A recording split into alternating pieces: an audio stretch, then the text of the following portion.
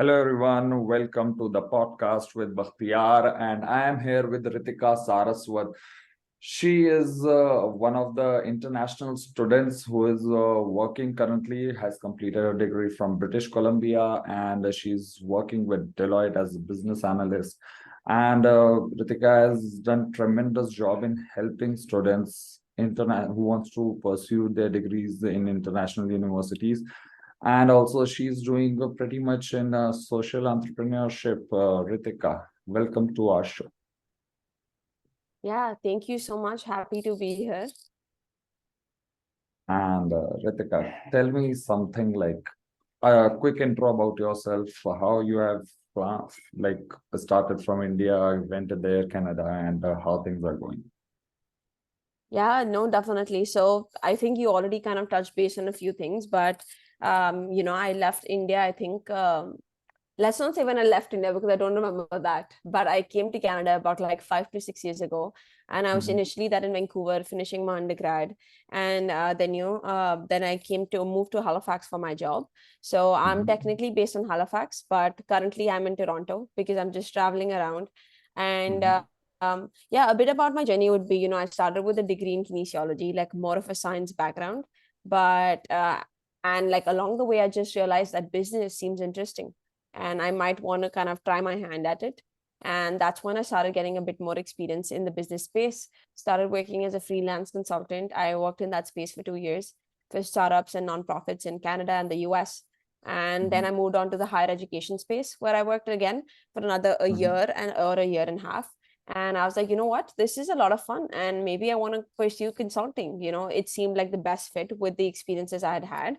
Initially I came across a lot of people who were like, you cannot get into consulting, you're a science student, this and that, that traditional kind of mindset. And I think I remember this one call specifically, it was with the director of one of the organizations, and he very boldly said it. He's like, you cannot get into consulting. And initially I left that call with tears in my eyes, but then I was like, you know what, wait a second, why am I crying about this? No one can define my capability for me, right? Like, it's my decision at the end of the day. Yep. How did I give someone the right to do that? And that's when I was like, you know what, I'm going to change this. And that's when I think I started kind of putting more effort into that networking idea. I really realized the importance of self advocacy, something I really advocate for among both students and even in general, towards anyone Mhm. who wants to grow and break free through certain kind of barriers and other things. And through doing all of that, by the end of 6 months, 6 months from that day, I landed jobs at all the top three consulting firms. And that's when I messaged back to that person. I was like, hey, someone said we could not make it, but guess we're here today. And I was like, thank you so much for doing that. If maybe you never said the no, I would have never been as motivated to do it, because I'm someone, for me, it's very sensitive. It's like when someone else makes a decision, for the other person, I'm like, that should Mhm. not be possible. And I think when I realized there are other students like me who experience the same from others, I was like, now I definitely have to do something about it. If it was just me, that's okay. But now if it's others as well, and to in order to preach something to others, you first need to do it for yourself. So I tried to do that first, and now that I was able to do it, I then started kind of really like preaching it and putting it out there for other students as well.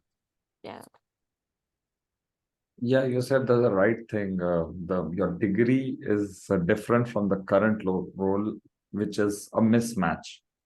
Yes. Uh, so he said that actually maybe you are connected with someone from a very orthodox kind of background. So they Yeah. thought of like you won't be able to. But actually, this scenario is there in India. Canada situation is different. Mm. So if you go over here with the, you want to jump into just after completing your degree, you want to jump into this business analyst role or the consultancy role, it's it's not very hard. It's impossible to get here in India. So No, that's what I'm saying. It's impossible yeah, even here when I did it. But it's about, you need okay, someone to do it first. A lot of my mentees, yeah. actually, some of them are even from India. And that is one thing I Mhm. keep telling them is like, what are you waiting for? It's okay if you're studying arts. It's okay if you want to transition to business. You can definitely do it. It's just about how do you project yourself. That's why I keep emphasizing on this idea of self advocacy, because I think especially in the North American market, but even the Mhm. Indian market is moving there right now, is that it's no longer the traditional way of applying to jobs, whereby you just go on a website, put in your resume and cover letter and land a job. It is becoming a lot more holistic in a way. It is becoming a lot more practical in a way. And there's more of the networking component coming into the picture. And I agree, it's more so currently in North America than in India, but you are seeing that transition in the job market in India as well. The employers no longer just want to see your resume. The employers want to see if you're someone who is willing to put yourself out there. How do you sell yourself in front of an employer? It all comes down to that, and it all comes down to the confidence you bring to the table. And what I've realized among a lot of new hires in India especially, that confidence is lacking. And that confidence lacks somewhere, not because they're not good at what they do. It lacks because people make them think that there are specific criteria that determine what success looks like at a particular stage or at a particular grade. And one of them being the emphasis on academic scores. I've realized that is one thing as well. If people are graduating with not the best scores, they just think they don't have scope for themselves. But that's not true. In the real world, no one asks you, hey, what is your grade, unless you're going into like very technical fields, like Mhm.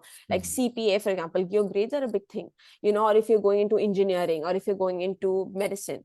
But if you're going into other fields, no one is asking you on a day to day, every single time when you're applying to jobs. No one asks you what's your grade. People ask you what's your experience, and that is what you're kind of bringing to the table. So I think shifting that mindset for ourselves also, and realizing what's more important, that is needed also from our side. Because I am a true believer that if you are someone who becomes confident or knows very well what you are good at, and why you are the best person for it, you can convince anyone else you know um yeah, maybe that's too strong a belief, but I really kind of believe in that idea.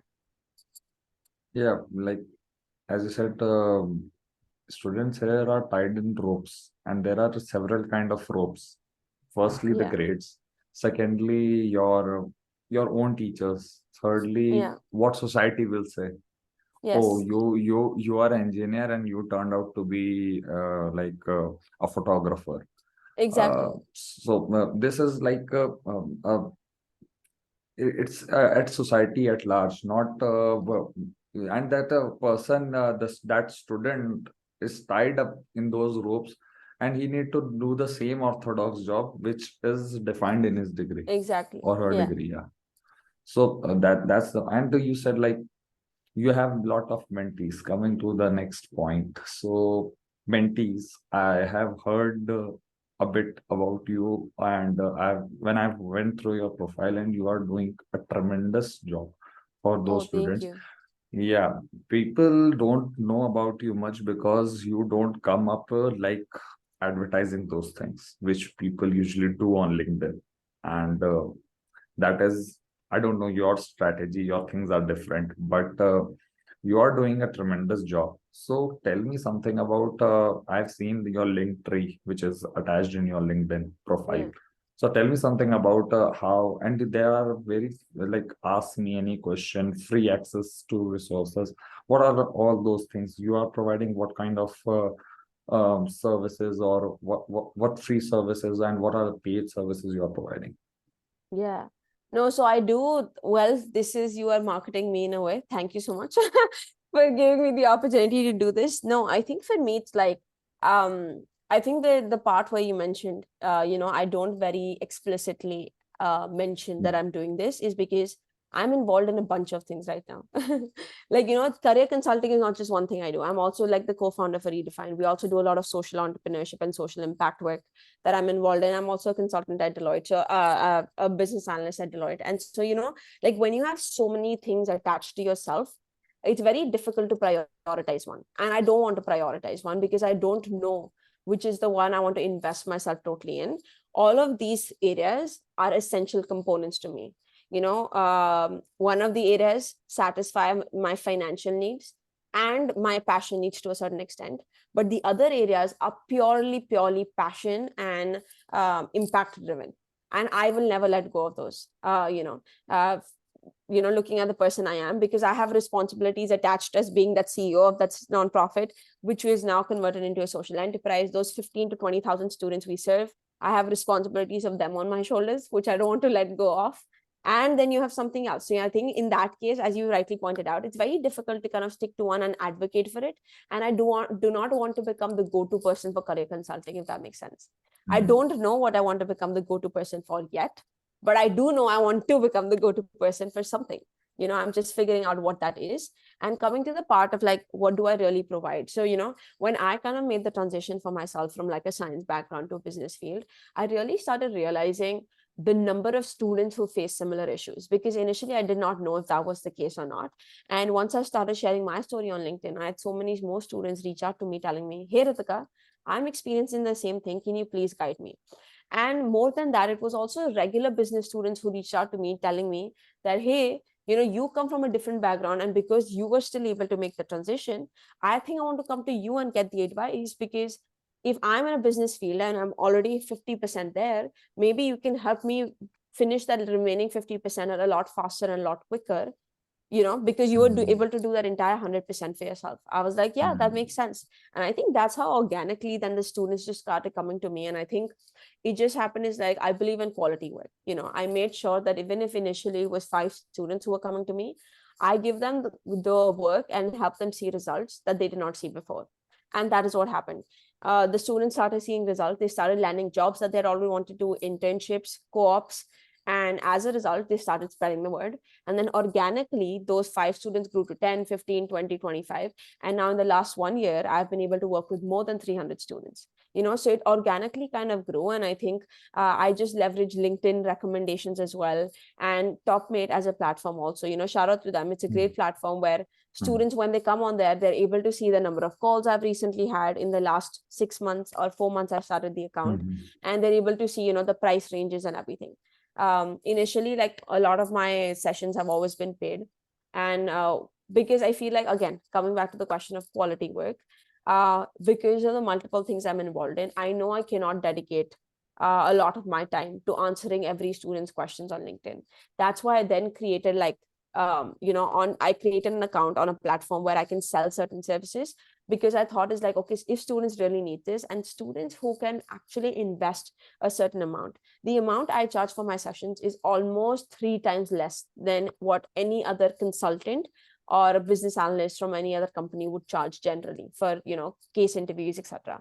But the reason I charge for it in the first place is because I want to make the job easier for me. When I'm investing time, I want someone else to respect it as well. That's very important, because I think time is money.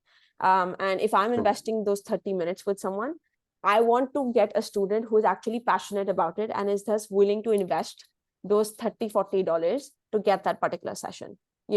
So that is the reason why I started charging. And then as we kept growing, I started realizing there were a few students who could not afford that, and everyone deserves to know things. So that's when I started once in a month 1-hour sessions where anyone is free to drop in and just ask any questions they have about any stage of life. And those have also been going on, and there are just few free resources I try to provide out there for students, like on resume, cover letter, etc. But most of my sessions range from anywhere from like $30 to $150. Yeah. Oh, Ritika, your profile is growing gradually. I have seen that. Your one quotation which fits with you and your profile is like, work hard in silence, make success the noise. So you are like, I I hope. have, I have picked your profile because I found it really interesting that she's not doing something, but her followers are increasing, and you're doing in a very decent manner, and along with that, you are not marketing. Again, you are not marketing, but when I checked your link tree, so there's something going on, and I've seen your recommendations as you told. So I said like, we need to talk. So I thought of like thinking you, and let's get a session here. So that's awesome thing you are doing. And for people who are listening to this, she's charging. So she also provides the free part also. So if you are not able to afford it, Go to that Yeah. part also. And her price is actually is nominal because I've seen people charging good Yeah. amount, which is there, but she's charging lesser because she wants to help people at large. So one thing you have said in the whole answer which you are giving, that you are into the social impact, social entrepreneurship, and also you are into redefined also. So tell me Yeah. something about that. What is going on in that arena? Yeah, so I'm basically the founder of Redefine, and I think I started Redefine about 9 months ago. Hmm. In the 9 months, we went from being in one city in Canada to being now established in 4 countries. And we have currently been able to help more than 20,000 students across the globe. Our main idea is just to kind of empower marginalized communities, very simply put it. And initially, it started off more so by providing resources like to the homeless community in Canada and to the underprivileged communities abroad, like in India and Africa. But then Hmm. it slowly transformed into really having a basis in education. Because what we realized is resources you provided to someone one day, next day it's gone. Are you even creating a long term impact there? Is it sustainable? Not really. So that's when I realized is like any issue you look at, education seems to be the core at the base. Like, it seems to be the core of a lot of these things, whereby if like education was provided to that person or to that community, they might likely have been doing some very different things. So that's when I think we shifted to that educational focus about, I think, 6 months ago, to be even more specific. And I think now our main focus is doing that. We basically repurpose education in a more practical form for underprivileged schools and communities across India and across a few countries in Africa.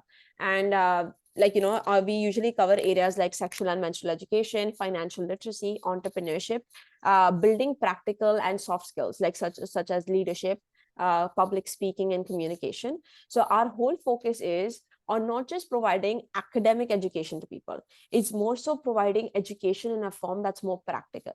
Like, for example, when we talk about menstrual education, a lot of people know about the biology of the human body. They do not know where that biology fits in relation to social norms and stereotypes in the world today. And that is more important to know, right? No one's going to Hmm. ask you, where is your so and so bone located? What you need to Hmm. know at the end of the day is, okay, no matter what is going on, I am great the way I am. And there is no stigma associated with what I'm experiencing as a woman. So I think it's those kind of things we're really hoping to get at. And that's why, like, in addition to education, we also provide access to like any necessary resources that these communities need. So if it's like particular schools, for example, if they need computers, we are more than happy to install computers also so that children can code. We obviously don't have the budget to install 5 computers, but even if it's one computer for an entire school where children can get 1 hour of a day to go and practice coding, why not? So I think our whole goal is just to really give every student, no matter what educational background you're from. And I want to get into the deep end villages in India and in Africa where they don't have anything and help those specific people because they have the drive, they have the vision, they just don't have those resources and that education. So that is our end goal right now. And yeah, that's the kind of work we're doing currently. Many people will think like, okay, this people are doing it everywhere. So Ritika has just started. So she just completed her graduation in 2022, just 2022. So she just started. Give her some time, make that a redefined boom, and many good things coming up from her and from redefined. So be patient because I know what kind of things people think beyond if you are explaining them this, they'll think very differently. So Ritika is Oh, think doing about what? the thing is that you have said something that you are doing about education and you are providing this and this. So Yeah. people said like you are doing just to get the focus light or something like that. These Then kind of thoughts. so no, but what is funny to me is if I had to get focused, I feel like I've already got enough of it. Why would You I want have more? got it, Like, but like I don't want to people become a have that celebrity. mental, But but no, that people is have true. that kind But like, of, I think yeah. like it's also like, no, I agree to you. Like, but it's like I think it's important to see like one philosophy I always came in with. My mom always told me this. Whenever Mhm. you do work outside what anyone does, There are many Mhm. people who are going to come, and I say this to every single student also I work with, is never self-reject yourself. And the reason I say that is because there are many people in this world who would want to do that for you. So what is lacking in the world sometimes is that love and appreciation for yourself. So you should start with yourself first. Have the love and appreciation and confidence in what you do. And I think that is the baseline of everything. If you truly know what your intentions are when you're doing things, if you truly know what the impact is of the work you're doing, you don't need to be on the front cover of Forbes, even though I want to be in the future. That is my end goal, but doesn't mean that dictates that I'm successful. That doesn't dictate, because there are so many people in the world today who are successful in their own ways, but their success just looks very different to what the society may define success as. There are some people who you see doing great work and they're in the media. There are some people who are doing great work, but they're not in the media, but their name has been hurt by others. So I think those are those differences. And I think it's important to just know is like, and it's fine if people even have a perspective, because I understand where they're coming from. Maybe they were exposed to particular type of people, which is why they developed particular mindsets. Maybe they came across someone who leveraged social impact for fame, and it's okay if they think that way. And then it's okay if I think another way. So I think, Yeah. that thing is going to happen, but I think it's important is never stop that. Never Yeah. tell other people, hey, don't think like that, because no one's ever going to stop. So you keep doing yours, let others talk. Yeah. But one thing, don't challenge Ritika. She has turned the tables with her science degree going into the business consultancy. So, not to challenge her, because if that happens, then Redefined can go way beyond your expectations. Yeah. So, Ritika, thank you so much for joining us today, and hope we'll catch up again maybe sometime. And thank you so much for joining us so early in the morning on, I guess, Sunday. So early Sunday. Oh, no worries. I wake up early. Sunday Yeah, is usually a day back to yeah, work. So yeah, all good. yeah. So thank you so much, and thank you so much everyone who are listening to this. And please subscribe if you want to hear more of Ritika Sawant. Some more people are coming up. So thank you so much, and enjoy. Bye bye.